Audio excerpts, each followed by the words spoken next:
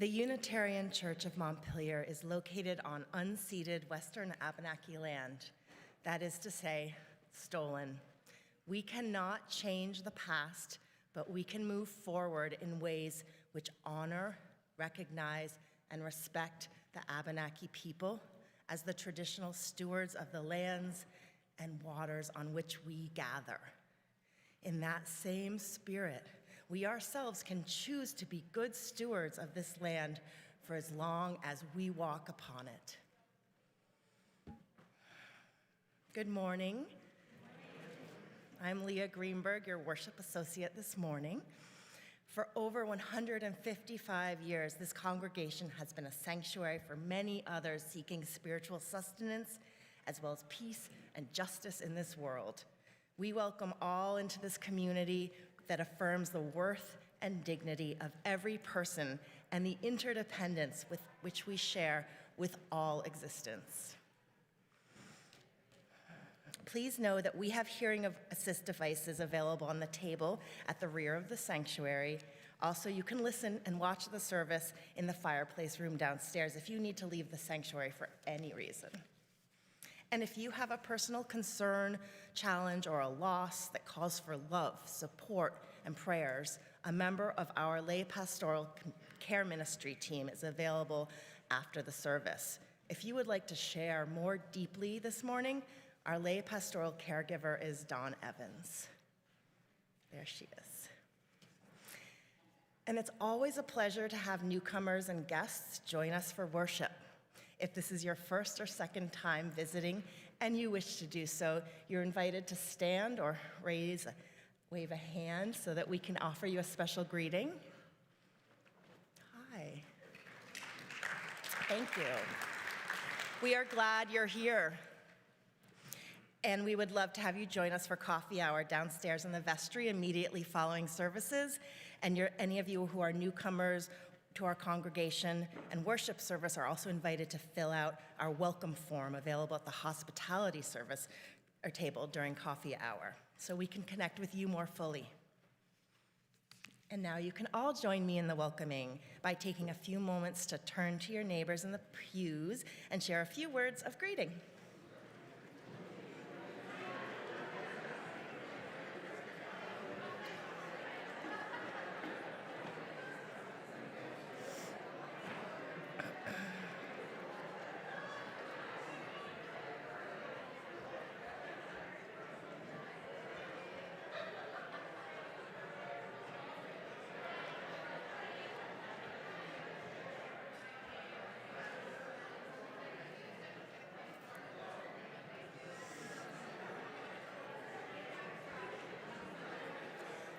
Thank you. You are invited to share and continue these greetings and conversations afterwards during coffee hour. And now let's take a deep breath. Make sure our cell phones are silenced and enter more deeply into our time of worship with the prelude.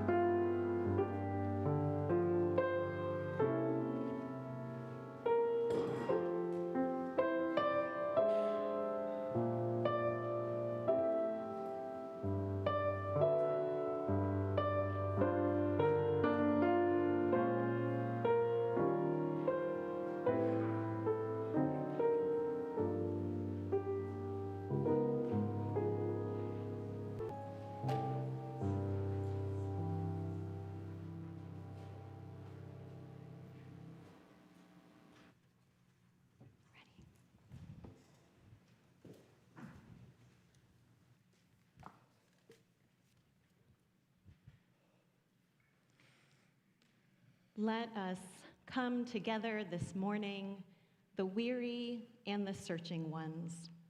Let us come together this morning, the hopeful and the ready ones. Let us come together to speak the truth of our history and to name the not yet world of our dreams. Let us come together to ward off despair and to wonder what is yet possible.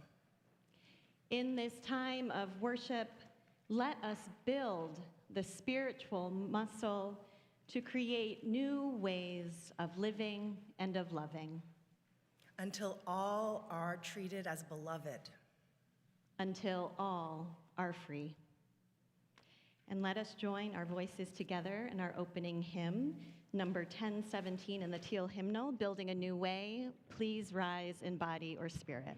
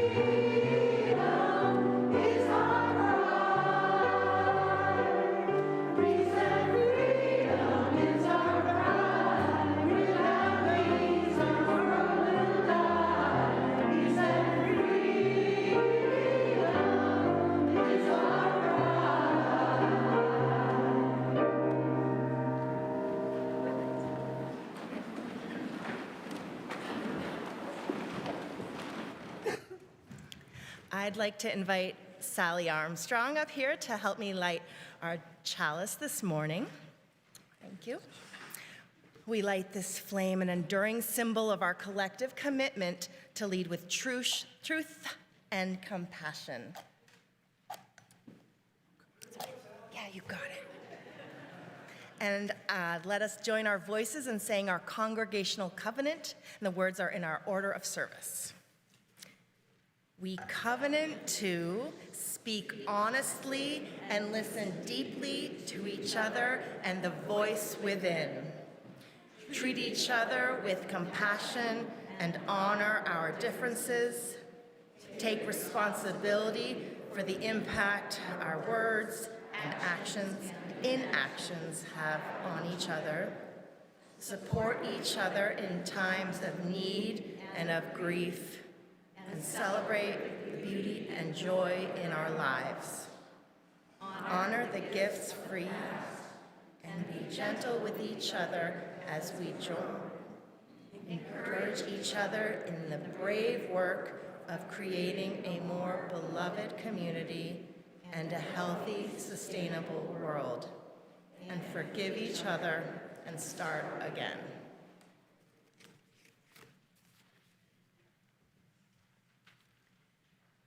Before I invite the children to join me in the other room, I have a message that's pretty cool. So today, Junior Coffee Hour begins. Children are invited to stay after their usual classes for a small snack and activities, thus allowing parents an opportunity to enjoy regular coffee hour without the responsibility of children. If you miss it today, Junior Coffee Hour will be offered on the first Sunday of the month going forward, so tell your friends. There are a few really simple requirements in order to keep everyone safe. First, let us know if your child will be staying. Just stop by on your way to regular coffee hour and let us know. If your child is in pre-K, you'll need to collect them downstairs and bring them up to the Children's Chapel. If you are in 5th grade or above, you can just come and tell us that you're going to stay, but the next rule applies to you as well. To keep confusion to a minimum, coming and going won't really work. So once you're there until an adult comes to pick you up.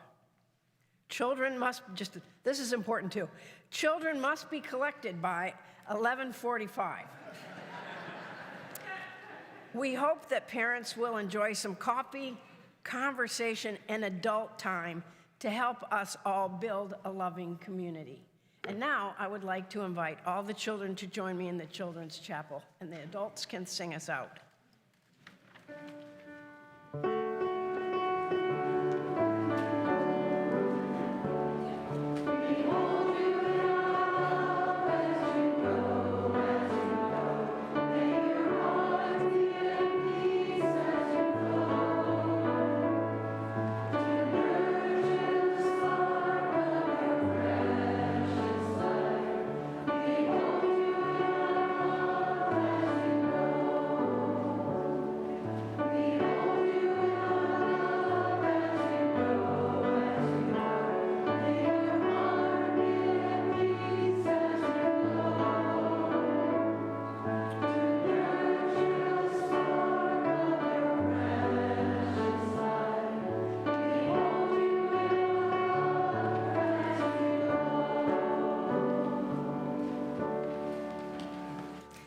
It is a joy to be part of such an engaged and exciting community. And here is some of what is happening right now. In fact, today at 1:30 this afternoon, all are invited back here for a free concert featuring the talented sister act, Sybil, with Lily and Chloe Holgate of Broadway Family.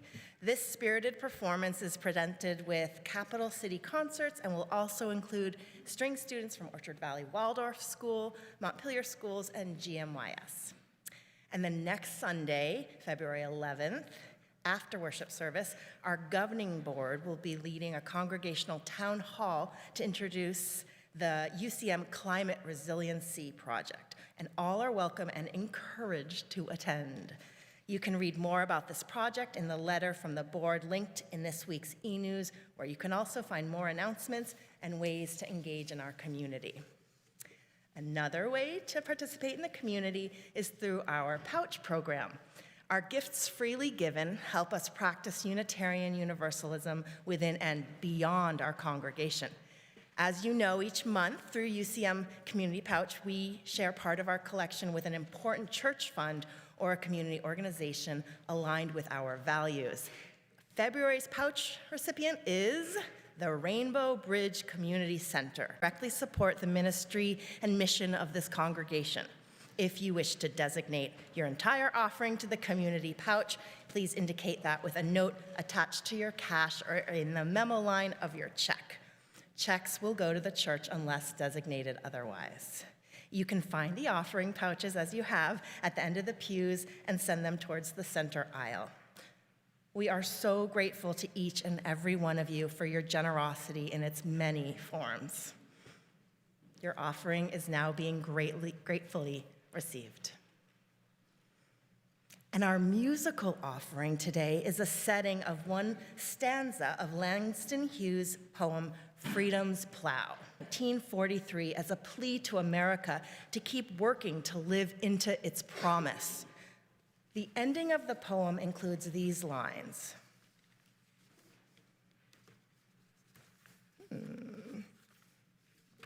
Interesting. A long time ago, an enslaved people heading toward freedom made up a song. Keep your hand on the plow, hold on. The plow plowed a new furrow across the field of history. Into that furrow, the freedom seed was dropped. From that seed, a tree grew, is growing, will ever grow. That tree is for everybody, for all America, for all the world. May its branches spread and shelter and grow.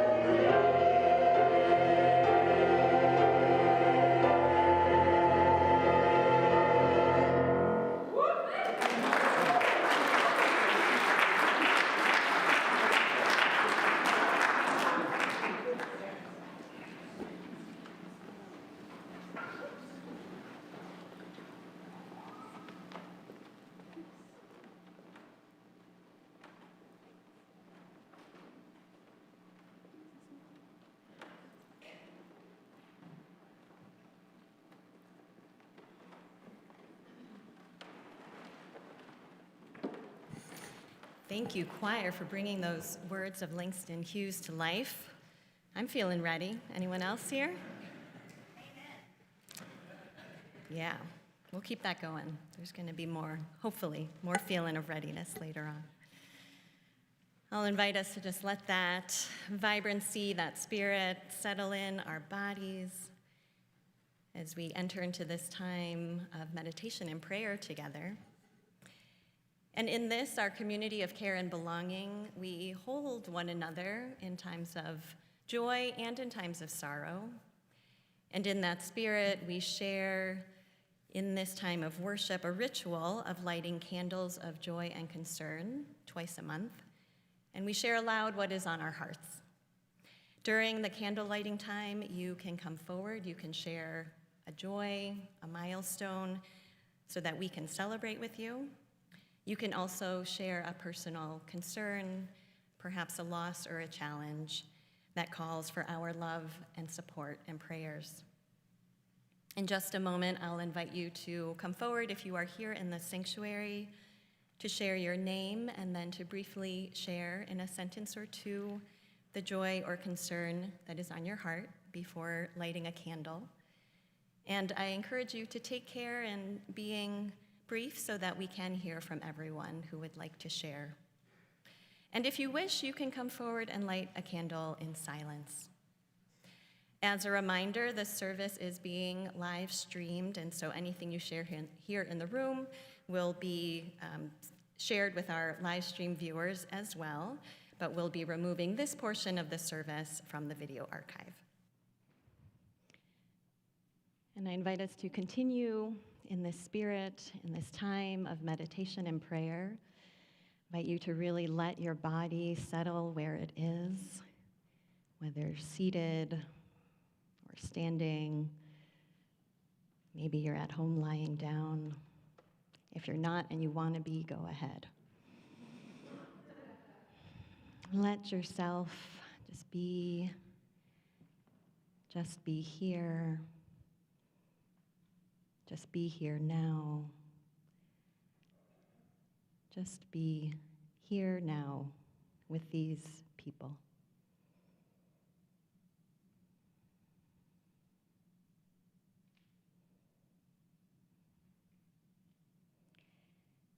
And I share with you these words of prayer by Karen G. Johnston. Spirit of life and love, our hearts are overflowing with gratitude, perhaps, and also with lamentation and longing. Longing for a world with more hope and less despair. Longing for more happy hearts and fewer hungry mouths. Longing for a life of more connection and less isolation. Longing for a brave love, a growing seed within us, spreading far and wide. Longing for a future of less consumption and more compassion. Longing for that now. Longing for a government that quells hate and violence. Longing for leaders who speak truth. Longing for a nation that acknowledges its injustices and works to make them right. Longing for a present with each of us doing what is ours to resist racism and all forms of systemic oppression.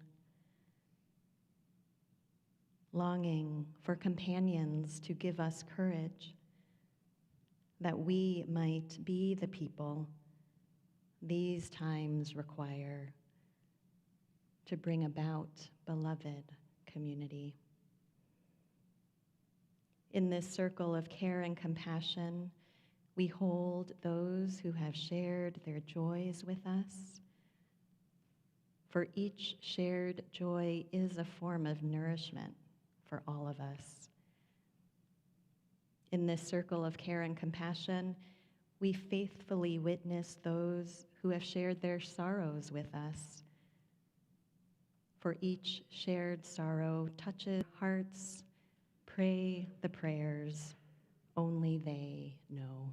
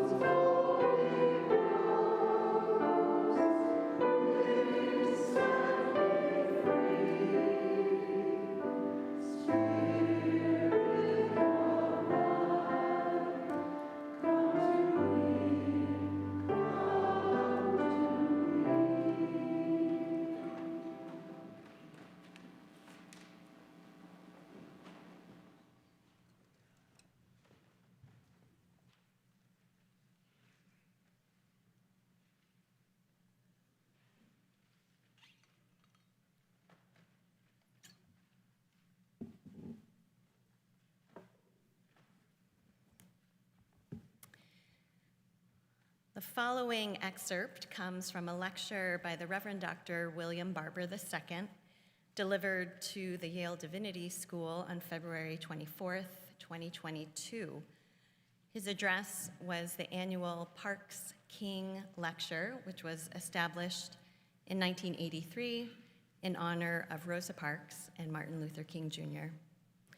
The Parks King Lecture is dedicated to bringing the contributions of African American scholars, social theorists, pastors, and social activists to YDS and the wider New Haven community.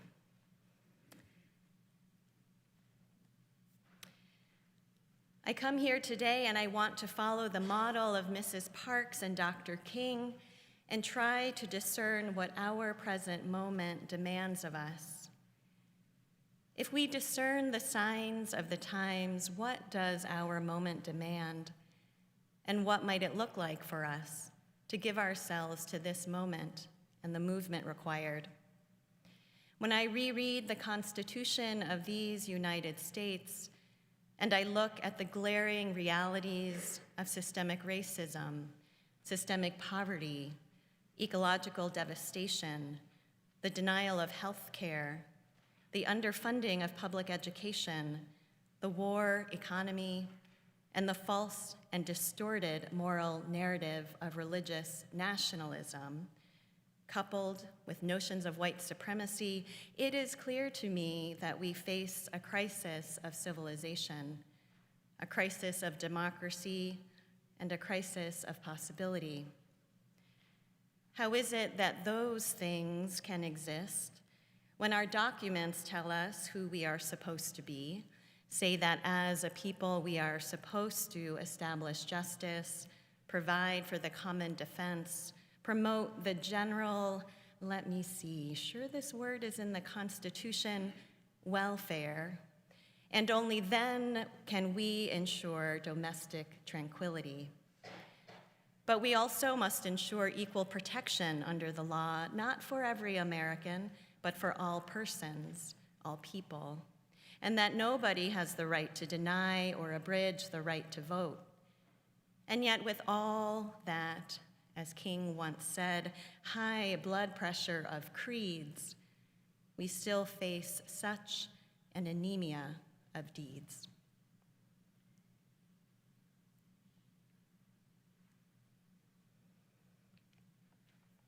Nearly 150 years ago, nearly a decade after the end of the Civil War, the chamber of the United States House of Representatives was full of vigorous debate and fiery energy as the nation pushed forward in expanding the reaches of its democratic ideals to more people born on this land. In this climate, in April of 1874, an unprecedented event took place in that chamber.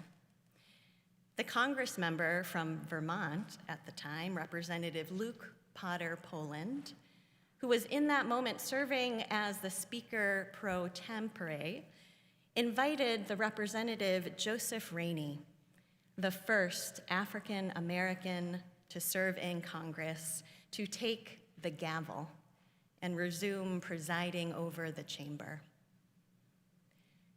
As a young boy growing up in South Carolina in the 1830s, Joseph Rainey probably never imagined he'd one day hold office in the United States House of Representatives.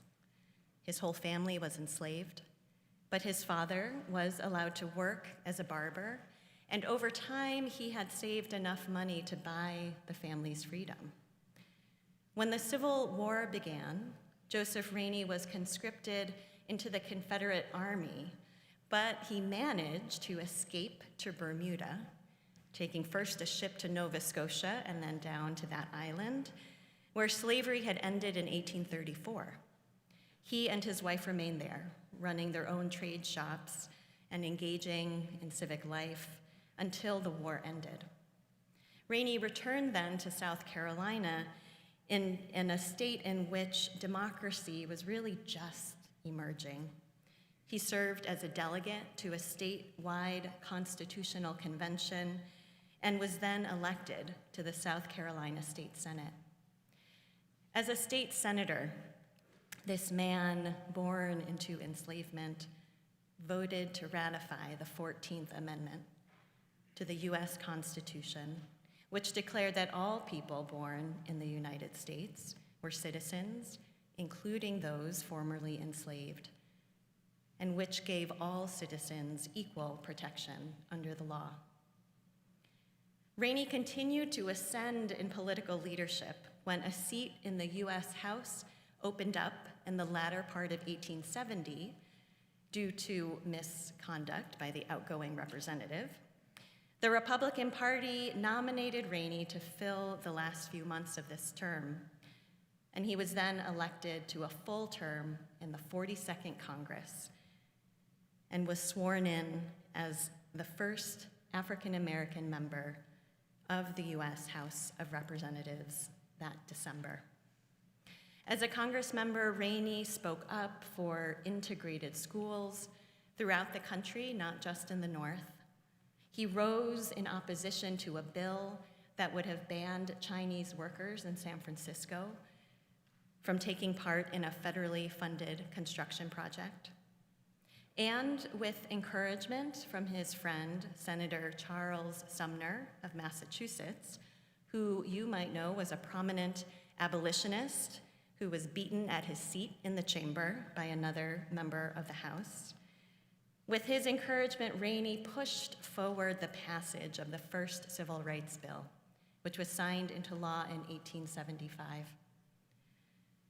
In the first several years of Reconstruction after the Civil War, many African Americans, including Joseph Rainey, began to experience what it could be like to live with actual freedom and rights as fully counted and equally treated American citizens.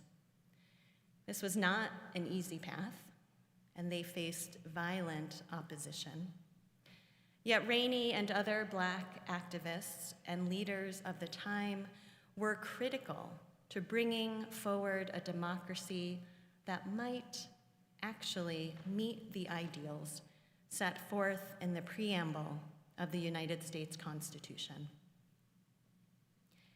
Nicole Hannah-Jones writes in the 1619 Project, Black Americans have been and continue to be foundational to the idea of American freedom. More than any other group in this country's history, we have served generation after generation in an overlooked but vital role. It is we who have been the perfecters of this democracy.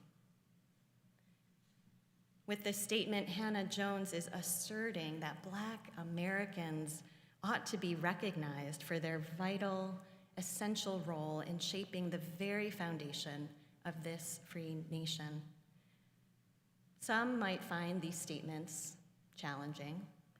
Many of us, especially white Americans, were raised with an unquestioned narrative of America as a nation birthed by former Europeans who resisted tyranny and then founded a union where freedom and liberty reign and where all people are equal. But the ideals of our nation have always sparkled brighter than the reality, and democracy has always been a fragile vessel for our human yearnings for freedom. The faithful work of bringing to fruition a democracy closer to our ideals has long been taken up by those most left out of this democracy and those who have chosen to come alongside with them. From resistance to their own enslavement, to taking up arms for full emancipation, to crafting the foundational documents and policies enshrining civil rights, to advocating for and even giving their lives for the full realization and protection of those rights, Black Americans have pushed this nation, its states, and communities further along in the project of creating a more perfect union. Hannah-Jones says, the truth is that as much democracy as this nation has today, it has been born on the backs of Black resistance and vision for equality. For generations, we have believed in this country with a faith it did not deserve. Black people have seen the worst of America, yet somehow we still believe in its best.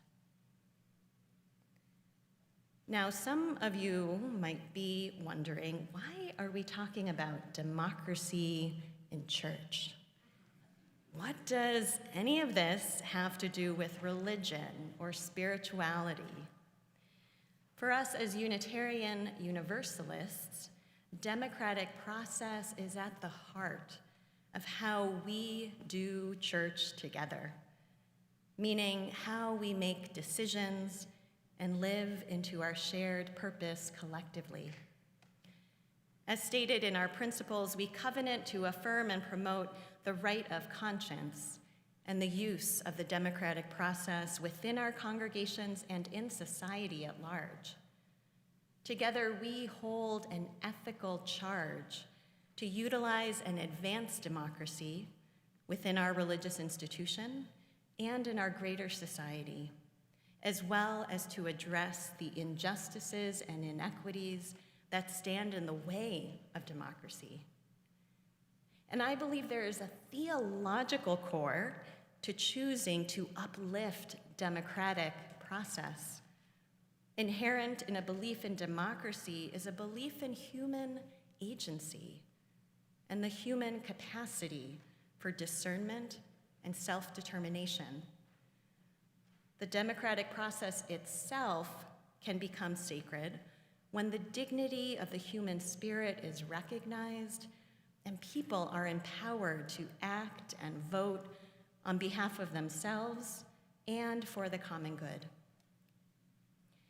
2 years ago, when legislation to strengthen the Voting Rights Act of 1965 was under debate, the Reverend Dr. Raphael Warnock of Ebenezer Baptist Church in Atlanta, Georgia, who also serves as a U.S. Senator, he spoke to the spiritual importance of voting and democracy this way.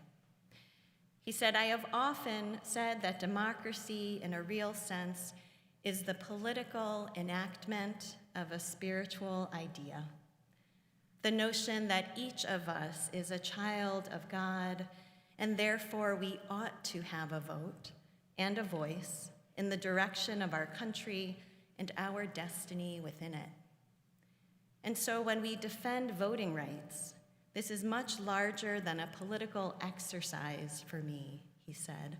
"It's really about the dignity of everybody's humanity and our ability to build a future that embraces all of us." Today, we can recognize that while our democratic ideals and our aspirations still beat strong, democracy is in a fragile state. Democracy's fragility, not just in this country, but across the globe, is apparent as political figures shaped in the mold of authoritarian regimes rise to power, and as the fascist playbook of normalizing lies, targeting marginalized groups, and pushing narratives of fear continues to spread. When we recognize that the health of our democracy is threatened, that democracy is on a lifeline, there is, I believe, a spiritual calling to take part in its defense, to be part of reviving the heart of democracy. In 2016, the Reverend Dr. William Barber, who I quoted earlier, delivered a speech at one of the major political conventions of the time. And in that speech, he said this: "There have always been forces that wanted to harden, even stop the heart of our democracy. But there have also always been people who stood together to stir what Sister Dorothy Day called a revolution of the heart, and what Dr. King called a radical revolution of values. We need to embrace our deepest moral values and push for a revival of the heart of our democracy. To push for this revival, we must be honest with ourselves that our democracy has never been perfect, and yet its possibility is still worth striving for. This has been exemplified through the lives of Joseph Rainey and Frederick Douglass, Frances Ellen Watkins Harper, and Rosa Parks and Linda Blackman, who through multiple eras of Reconstruction have worked to expand democracy for all of us. To revive the heart of democracy, we must be clear-eyed about the threats that are present today. The rise of charismatic leaders who go unquestioned by their followers, the creation of an unreality in which lies are normalized and the general trust in any truth is undermined, the targeting of marginalized groups as other through propaganda, the continual cutting back of voter access, and the seeding of distrust in electoral integrity. These are all threats that we must recognize. And knowing that these threats exist can be overwhelming, and yet taking action is one of the ways we can counteract any feelings of powerlessness. We can join with others in taking action to keep the heartbeat of democracy going. And in this, we must broaden our vision of democracy to include the multicultural, multiracial, multi-class, multi-generational, and multi-gendered pluralism continues to do in its work of building a moral fusion movement and advancing policies for a third reconstruction in our democracy. And if there was ever a time to go all in for democracy, it is now. In 2024, in this year, over half of the world's population in more than 70 countries will go to the polls in national elections. And many people will be watching closely to see how these elections unfold, taking note not just of the results, but of whether and how free and fair these elections will be. To be part of the revival of the heart of democracy that Reverend Barber talks about, we must be willing to not just watch, but to join with the freedom fighters and democracy defenders of the past and the present. And what was it that the choir sang earlier? To the enemy who would conquer us from without, we say no.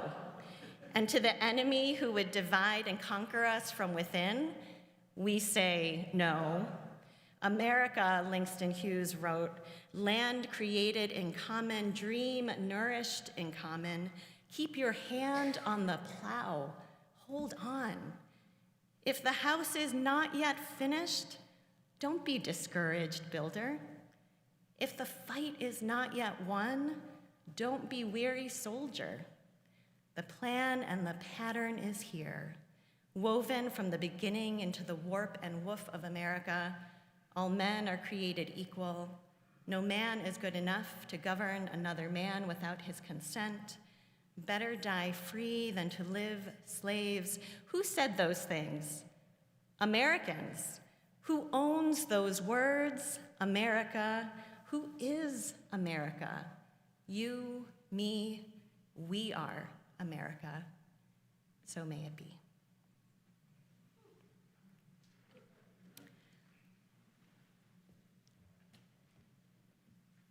We're going to sing now.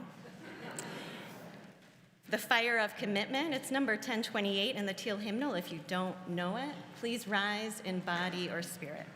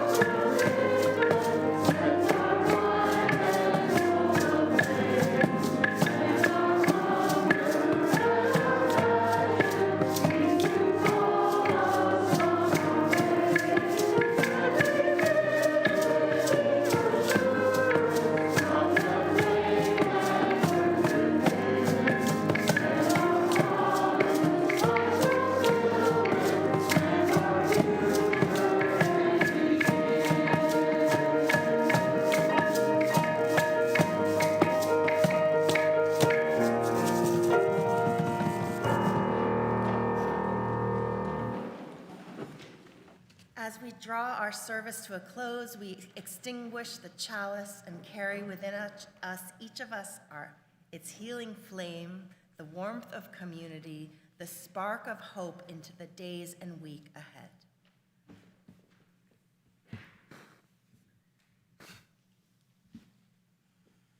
And now please join in our unison mission statement.